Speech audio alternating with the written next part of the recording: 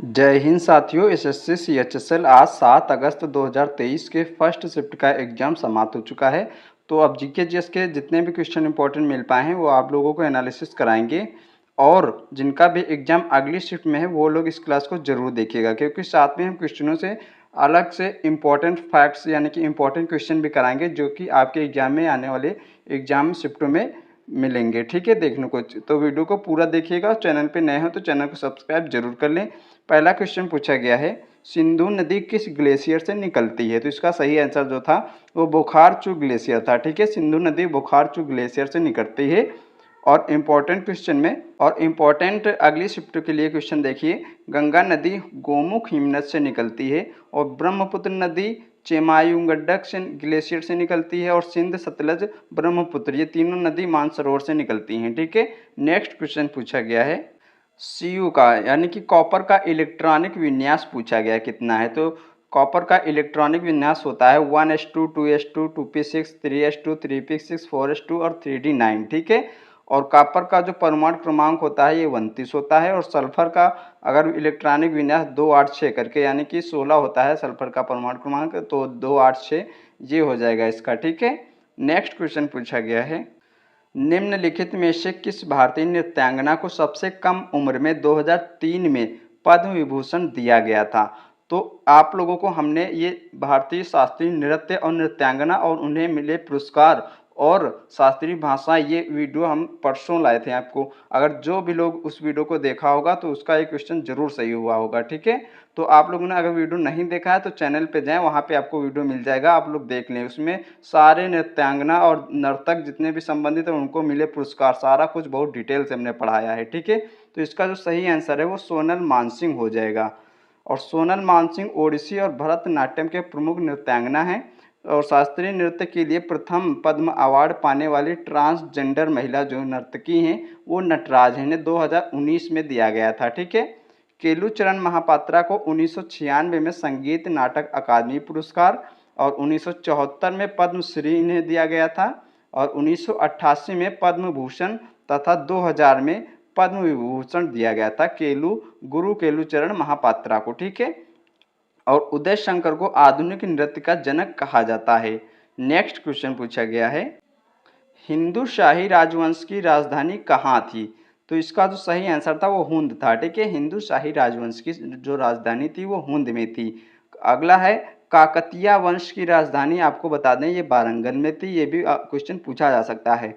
चोल वंश की जो राजधानी ये तंजावर थी, और पांड्य साम्राज्य की राजधानी मदुरै थी, और पल्लव वंश की राजधानी कांचीपुरम थी। और ऐसा माना जाता है कि कांचीपुर में अभी भी संस्कृत भाषा बोली जाती है। ठीक है, नेक्स्ट क्वेश्चन पूछा गया है, निम्नलिखित में से किस राज्य में अक्टूबर 2020 में ऑनलाइन गेमिंग पर प्रतिबंध लगा दिया गया है? ठीक है, तो ये करंट यानी कि इसको स्टेटिक्स में डाल देंगे क्वेश्चन को। तो इसका जो सही आंसर था वो आंध्र प्रदेश था। ठीक है, आंध्र प्रदेश राज्य में अक्टूबर 2020 में ऑनलाइन गेमिंग पर प्रतिबंध लगा दिया गया था।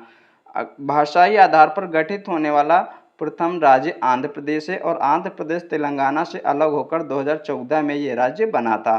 ठीक है, भारत के सभी तटीय राज्यों में गुजरात के बाद आंध्र प्रदेश की तटरेखा सबसे लंबी है।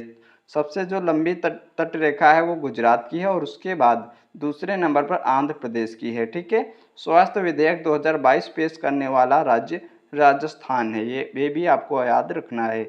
नेक्स्ट क्वेश्चन पूछा गया है, विधि का शासन किस देश के संविधान से लिया गया है? तो इसका सही आंसर हो जाएगा ब्रिटेन के संविधान से। ठीक है, विधि का शासन ब्रिटेन के संविधान से लिया गया है। विधि का शासन और संसदीय प्रणाली और एकल नागरिकता ये ब्रिटेन के संविधान से लिए गए हैं। मौलिक अधिकार अमेरिका और मौलिक कर्तव्य रूस के संविधान से लिए गए हैं। संविधान संशोधन की प्रक्रिया दक्षिण अफ्रीका के संविधान से लिया गया है।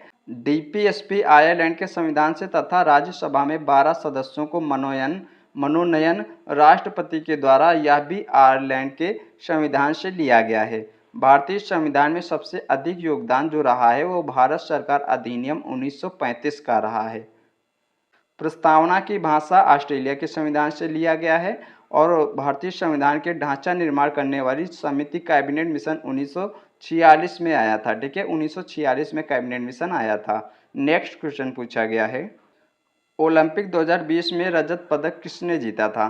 तो इसका जो सही आंसर था, 2 रजत पदक जीते गए थे रवि दहिया और मीराबाई चानू के द्वारा। ठीक है, ओलंपिक 2020 में रजत पदक रवि दहिया और मीराबाई चानू के द्वारा जीता गया था। ओलंपिक 2020 में भारत को 7 पदक प्राप्त हुए थे।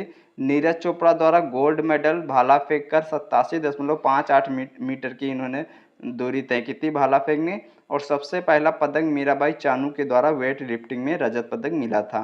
भारत की हॉकी टीम ने कांस्य पदक प्राप्त किया था, और भारत में सबसे पहले व्यक्तिगत रूप से रजत पदक जीतने वाले major Rajyavardhan Singh Rathore 2004 Athens Olympic में थे। ठीक है, भारत के लिए व्यक्तिगत रूप से ओलंपिक में गोल्ड पदक जीतने वाले अभिनव बिंद्रा शूटिंग 2008 में बीजिंग ओलंपिक में जीता था। भारत में व्यक्तिगत रूप से प्रथम पदक कांस्य पदक के रूप में के डी जाधव 1952 में जीते थे। ठीक है, नेक्स्ट क्वेश्चन पूछा गया है नीति निर्देशक तत्व किस देश के संविधान से लिया गया है? तो इसका सही आंसर हो जाएगा आयरलैंड के संविधान से। और बाकी इंपॉर्टेंट क्वेश्चन जो बन सकते हैं पॉलिटी के, तो हमने पीछे यानी कि पहले करा दिए हैं। ठीक है, नेक्स्ट क्वेश्चन पूछा गया है, अगला है किस राज्य सरकार को खेल में उत्कृष्टता के लिए अवार्ड दिया गया था? तो हरियाणा राज्य को खेल में उत्कृष्टता के लिए अवार्ड दिया गया था। ठीक है, और खेलो इंडिया यूनिवर्सिटी गेम्स 2023 के विजेता पंजाब यूनिवर्सिटी है। और झारखंड सरकार ने खेल भावना को बढ़ावा देने के लिए सहाय योजना की शुरुआत की है। खेल को उद्योग का दर्जा देने वाला प्रथम भारतीय राज्य मिजोरम है। नेक्स्ट क्वेश्चन पूछा गया था बजट की प्रारंभिक बातें क्या हैं? तो इसके ऑप्शन तो हमें मिल नहीं पाए हैं, और लेकिन जो भी प्रारंभिक बातें होती हैं किसी भी देश का बजट हो वो हम आपको बता देते हैं। ठीक है, बजट की प्रारंभिक बातें होती हैं आर्थिक विकास दर में वृद्धि, गरीबी और बेरोजगारी को कम करना, और समुदाय को कम कर इनकम का सही योजनाओं में इस्तेमाल करना। ठीक है, और बाजार के मूल्यों में स्थिरता बनाए रखने पर ध्यान देना, ये बजट की प्रारंभिक बातें होती हैं। तो फ्रेंड्स, आपको क्लास कैसी लगी कमेंट में बताएं, और आने वाले शिफ्टों का एनालिसिस देखने के लिए चैनल को सब्सक्राइब जरूर करें, क्योंकि ये किसी भी एग्जाम आप लोग देना चाहते हैं सारे क्वेश्चन आपको इंपॉर्टेंट बन सकते हैं, क्योंकि हम साथ में इंपॉर्टेंट पॉइंट्स भी कराते हैं। ठीक है, तो आप लोग चैनल को सब्सक्राइब करें और अगली शिफ्टों का भी एनालिसिस देखें।